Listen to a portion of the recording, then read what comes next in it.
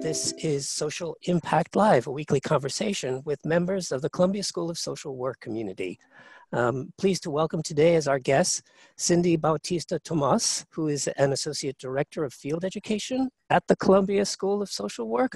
And if I'm correct, formerly a bilingual social worker in the New York City Department of Ed? Okay, great. We're also welcoming Jenna Tutjer, who's founder and executive director of the Achievement Institute or Initiative at the Columbia School of Social Work. And you'll have to give me a more full description of what your initiative is doing, but I have here that it's a grant-funded program that partners with high-need public schools in the West Harlem community to provide comprehensive support services to promote student engagement and achievement. So obviously we've got a lot of expertise here to draw upon to talk about our topic today, COVID-19 and the risks to school-age children and adolescents. But before we do so, I've got one thing to do, which is remind people that we reserve the last 10 minutes for Q&A in the program. So if you've got a question, write it into the chat box and we'll get it to our guests to answer, I hope sooner rather than later in the program, but we certainly will reserve the last 10 minutes for that kind of open discussion. So to get things rolling, I wonder if I could just ask the both of you to tell us a little bit about your journey, how you got into this line of work and to work with school age and adolescent children. So Jenna, would you mind starting? Sure, of course. Thanks so much for having me today. I think, without even realizing it, I was always on this path to working in education. I did my undergraduate out in Los Angeles and joined an organization my freshman year that worked with the public schools around the university that I attended, and really was into the mentoring and tutoring piece. And it led me to seek my master's from the Columbia School of Social Work, actually, in social work, with a focus on children and families. And both of my internships were kind of around youth and families. And my first job when I left was working for a small program that worked with high school students.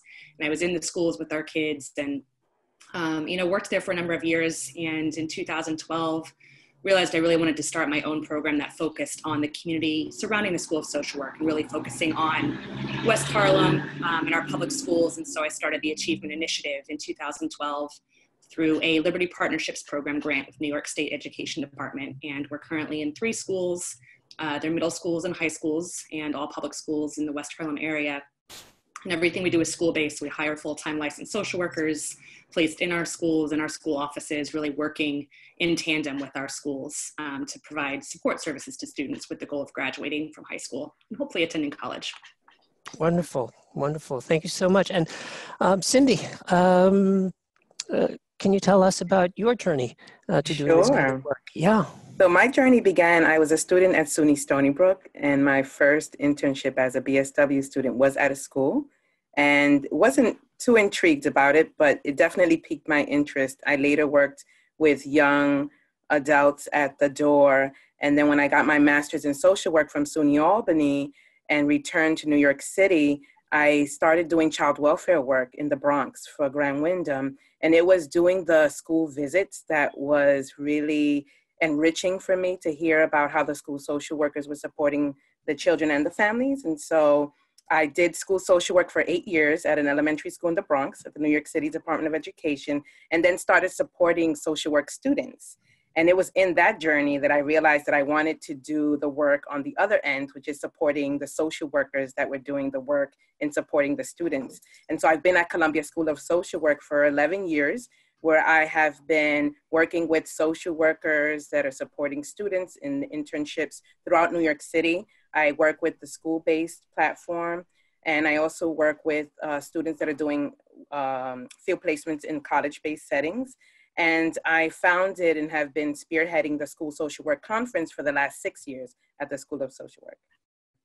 Thank you, and I hope we have an opportunity to talk a little bit about that conference at the end of the program and letting people know how they might be able to participate. I thought we would talk a little bit about what school social work looks like, under normal circumstances, if there are such a thing. But I think, maybe our audience does have a sense of what that work looks like, and I think maybe we can sort of just jump to our main topic and sort of thinking about how children are being affected by this COVID-19 pandemic. I mean, what's happening with kids? I mean, in a previous program, we talked about how children are at a special risk of falling into poverty now as a result of the high rates of unemployment and so on. And the things that are happening now certainly are impacting kids across the board. So what have you heard? I mean, what does this look like, and what do we need to be aware of now?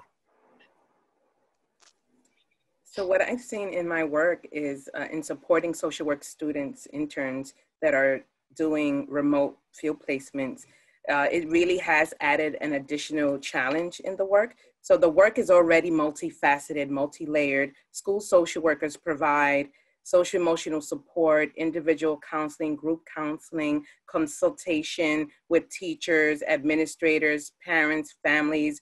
They do the cultural brokering. They're disrupting systems of inequity and oppression while figuring out ways of supporting students around academic achievement and supporting the goals that schools have around that.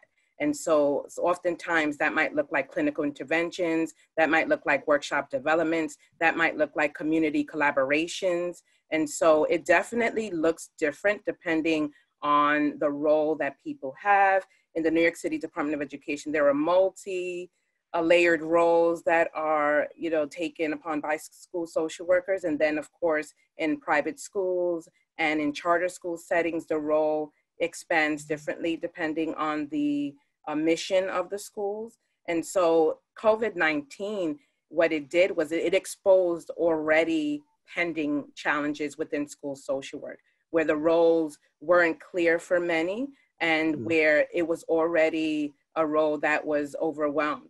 Social workers were already overwhelmed and already experienced challenges with not having clinical supervision and support in many instances. And so they had to then create measures of providing still optimal support and care to the children and now their families that were directly or indirectly impacted by the COVID-19 challenges. Yeah, no, I mean, I've heard from students, the difficulties, right, in following up with kids and in the community now, fears of them getting lost in the system and so on, and appreciating the difficulties it is, again, even under the best of circumstances, to engage and to work out in the community, but now in the midst of all this social distancing, the lockdown, pause on services, but you just can't pause bringing up children, right? So Jenna, I know you've been doing some surveying, and so what have you been hearing about the experience of kids in the community and how they're managing? Yeah, I think, we really have a range of responses in our students. We put out a survey to both our students and our families, similar in questions, but slightly different, kind of targeting, trying to figure out how they're doing, how they're coping, what their needs are, so that we can continue to build more responsive programming. And we serve middle school and high school students, so those were the respondents. And I think the biggest struggles that the students were noticing were struggles with time management. They just weren't, it was really difficult for them to figure out how do I manage all of these kind of remote assignments and logging on when I need to, and how do I submit these, and where their routine is not scheduled out for them anymore. And I think a lot of them were missing that in-person learning experience. They said the biggest things they missed about school were seeing their friends and, quote, bothering my teachers. But the connection that they have with the teachers, that face-to-face, they're really missing.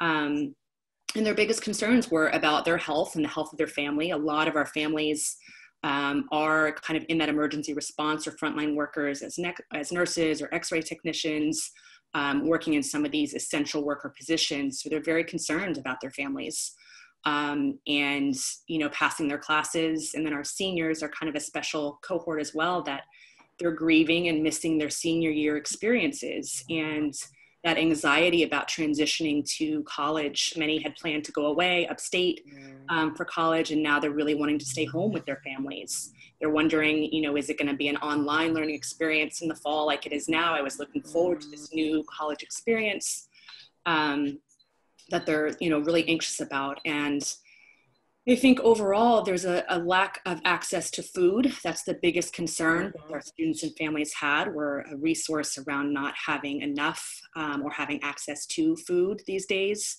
And a lot of our students and families have lost someone to the virus. So there's this kind of twofold grief and loss that's happening. There's one piece around the actual grief and loss of lost family members and lost you know, folks that have been close to our students and families due to the virus. And then there's also this piece of this loss of the school environment, these rituals, these routines I had and showing up to school, my schedule, my face-to-face contacts, that what our students and families are really going through is grief and loss. And so we need to consider that when we're working with our students and families remotely now, and what does that look like in the future when they do come back to school. But those have been kind of some of the main findings that we're finding with both our students and families in the community. Yeah, you know, on the one hand, I'm trying to see this kind of, you know, sort of across the board, right? And how this is affecting so many children, you know, in different neighborhoods of different socioeconomic statuses and so on, and the grief and loss that they're experiencing in these different ways is, as you've pointed out, Jenna, you know, at some level, it seems to me that this is a sort of generational trauma that's occurring for children, you know, and we're all aware of, you know, sort of the effect of adverse childhood experiences, right, on development, on health and everything else. So, I mean, we've got a current public health emergency, but we also have something that I think has a potential to impact people for literally generations. And so, you know, what can we do, and what are social workers doing at this point of contact, right, with all of these kids at risk who may come with, you know, certain pre-existing vulnerabilities, right, to this collective trauma. So, Cindy, could you jump back in here and maybe give me your sense of what the social work response should be in response to this, you know, widespread disruption of school and school social work? Absolutely. I mean, what's really clear right now is that we need to organize and communicate. There have been quite a number of listservs that have been generating just amazing layers of support for school social workers. The one I could think of right now is FABU, that has been generating just extensive levels of support. And there also needs to be intervention on administrative levels with all the different schools. You know, higher education, we can do our part by providing spaces of support, such as the one that we're doing right after this one with the Office of Professional Excellence.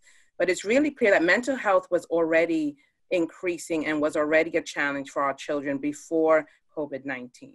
And it's going to increase, as you shared, because we are experiencing a trauma that is going to be intergenerational, that was already on so many levels. So many of our children were experiencing traumas, were already experiencing challenging, adverse childhood experiences. And so we need to educate, we need to train, we need to provide levels of supervision and support.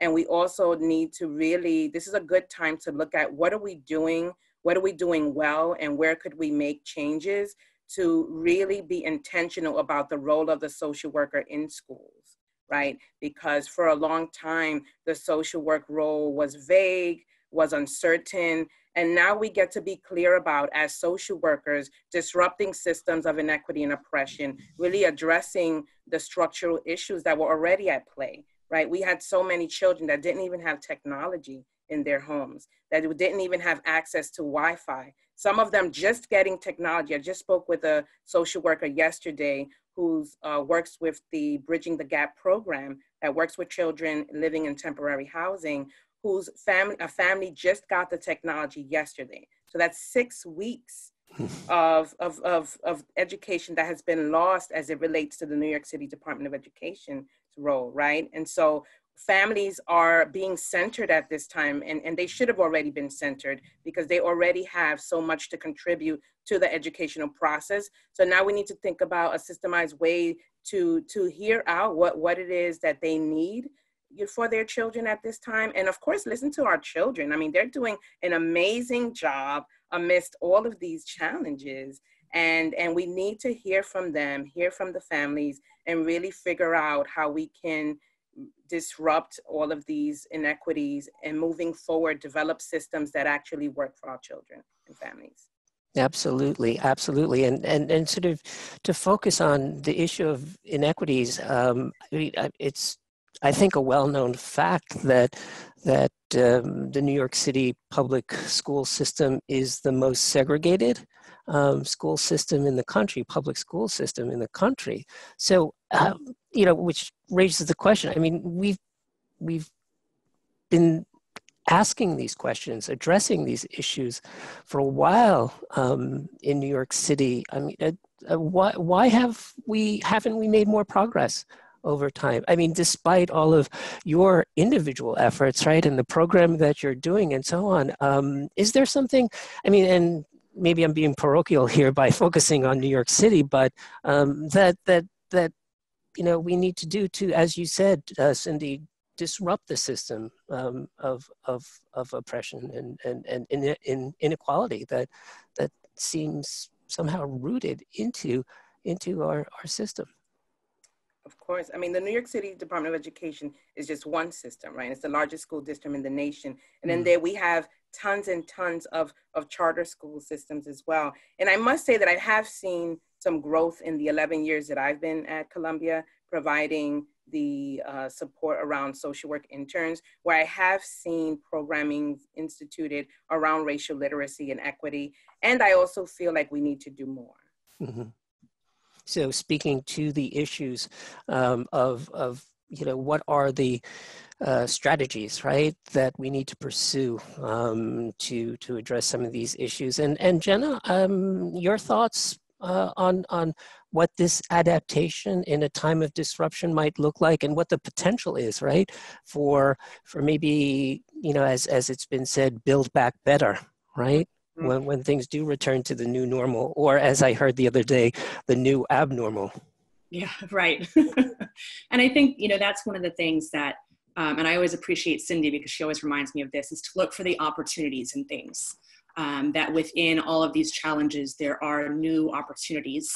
And I think one of the things, on a somewhat smaller scale, but within our school systems, and this is across the country, is that we have a way now to really make the case for the role of social workers, as Cindy said, and our glue of what we're doing and how we're kind of transitioning our students back to our schools when we do eventually reopen.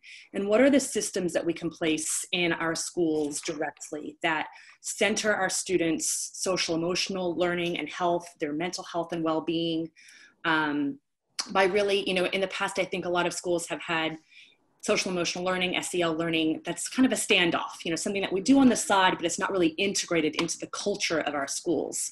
Whereas now, because every single person has endured this pandemic and has been affected by it, it's universal that we can really make the case that there are, different scheduling pieces, curriculum pieces, structural pieces in our schools that need to be in place for everybody. And it's built into the system now where it is the new normal, but it's a necessary piece. And, I think within that, we start to incorporate more discussions around inequity. And as Cindy said, disrupting the system, where this is part of our normal dialogue that happens on a daily basis in our schools now. And, I think it's important to realize that, yes, while we focus on the students and families, our staff in our schools, our staff in our programs are also really struggling and have been through a lot. And so not only are we working with our students when we go back to school eventually, it's also about how do we nurture our staff, our teachers, our administrators? What are the supports that we put in place for them? How do we kind of change their approach to student development and social emotional learning with students? I think there's a lot of opportunity for our schools to think differently about how we support and connect with our students moving forward.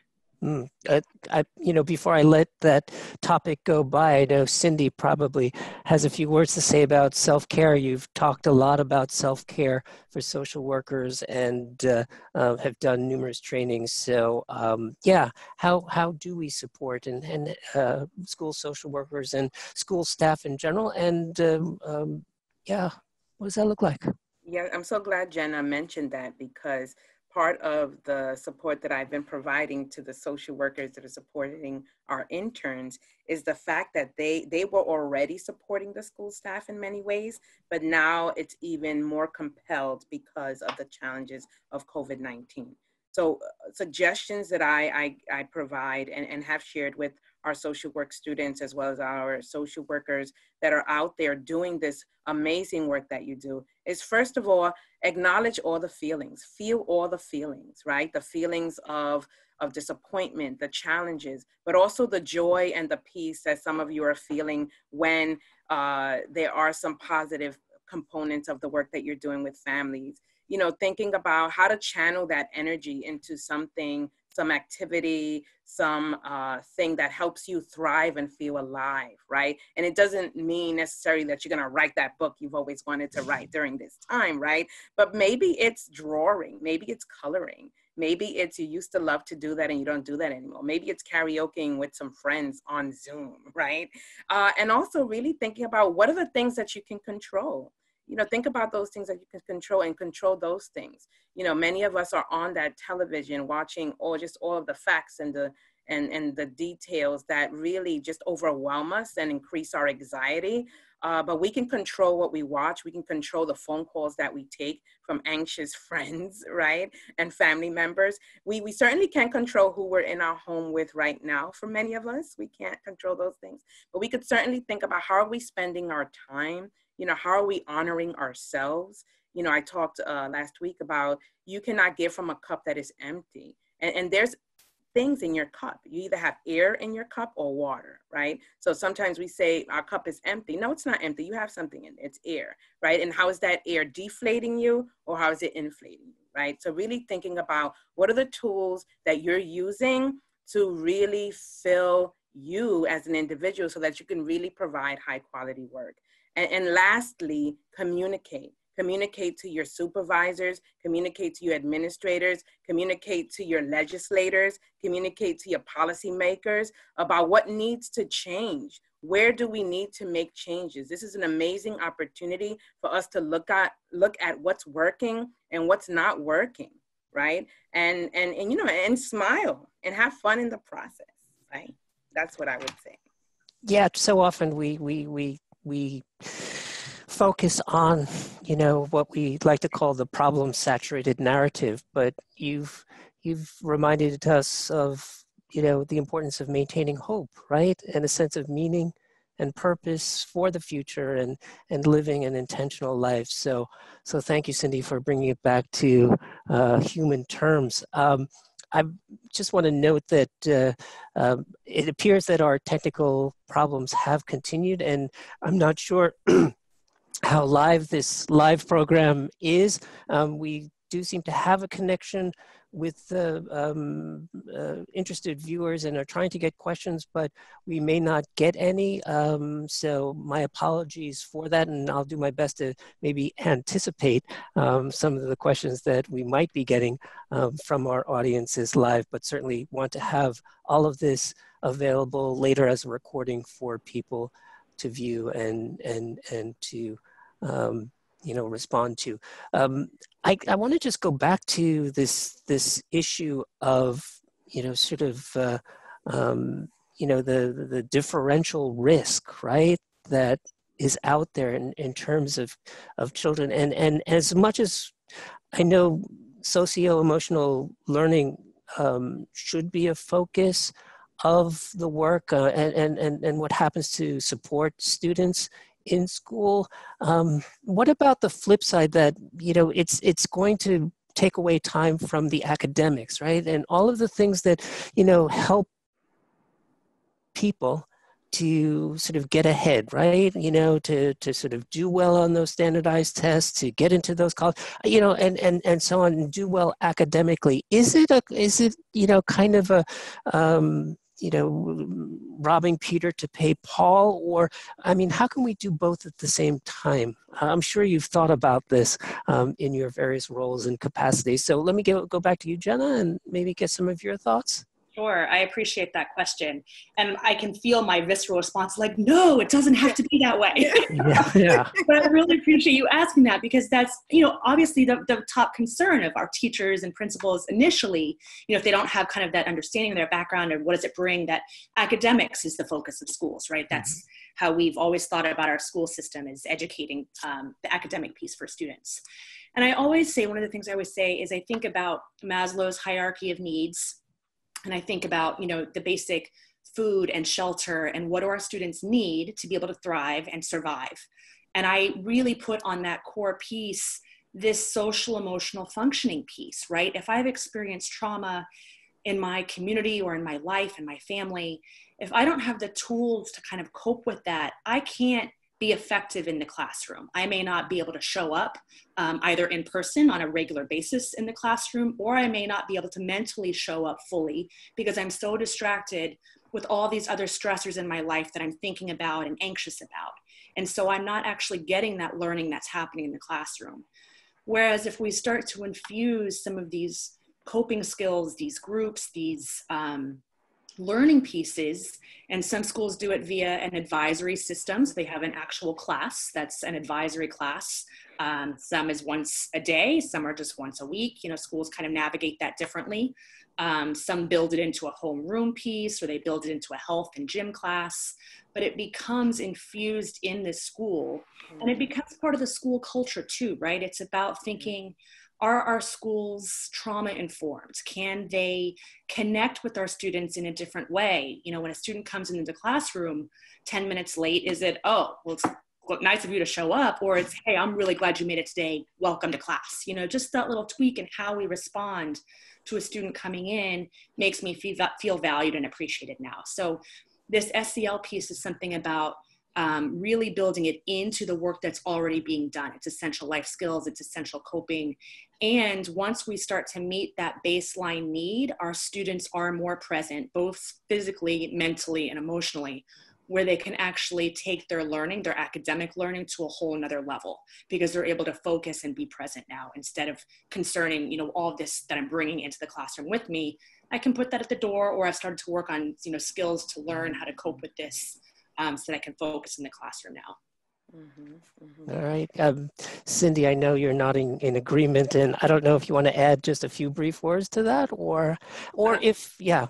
Yeah, what I would add, Jenna and I have worked together, and I've been able to witness the amazing work that is done at Achievement Initiative. And the truth is that social emotional wellness is just as important as math. It's just as important as reading.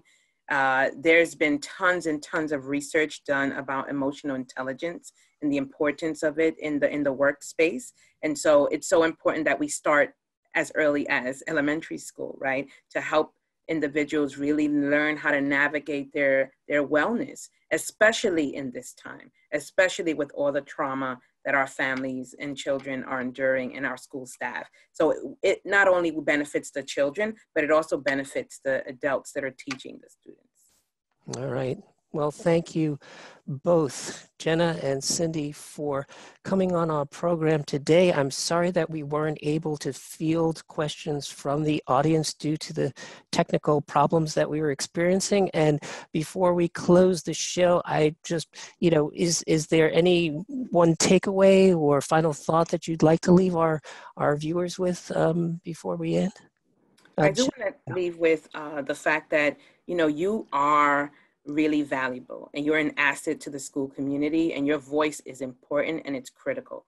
And it's really important that you collect yourself in this time. Take time to be in all the feelings and then develop an action plan on how to move forward.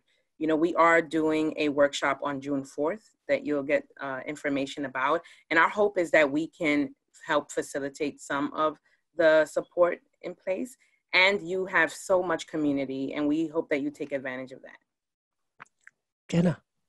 Yeah, I think just to, you know, reinforce that with these challenges come opportunities for growth and kind of new ways of doing things moving forward.